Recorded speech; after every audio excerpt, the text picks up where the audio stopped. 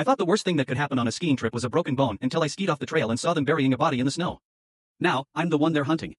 The cold air stung my cheeks as I tore down the slope, the powder crunching under my skis. This was the thrill I came here for. The marked trails were fine for my parents, but I wanted something more, the kind of untouched runs the resort didn't advertise.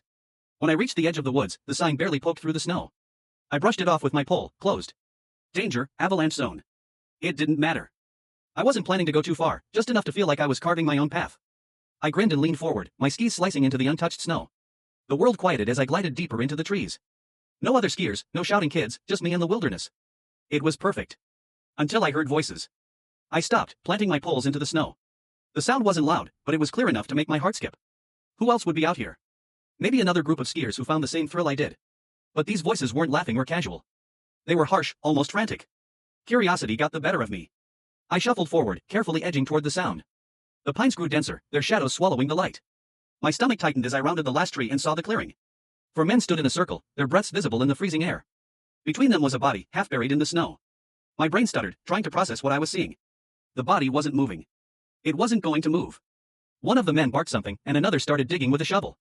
My stomach turned. I knew I shouldn't be here. I needed to go. I shifted my weight to back up, but my ski snagged a branch. The crack rang out like a firework. Every head snapped toward me. "Who's there?" one of them yelled, his voice cutting through the trees. My heart felt like it stopped. I turned and pushed off, my skis catching traction on the slope. I didn't dare look back, but I could hear them, their shouts, the heavy crunch of boots on snow. The trees blurred past as I raced downhill, praying the slope would lead me back to a main trail. My legs burned, and my lungs begged for air, but I couldn't stop. Just as I thought I'd outrun them, something hit my back hard. I flew forward, my skis flying off as I tumbled into the snow. Pain exploded in my shoulder, but I managed to roll over.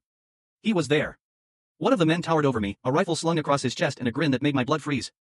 "You shouldn't have seen that, kid," he said, pulling something from his pocket. I opened my mouth to scream, but his shadow swallowed me whole. Want part 2?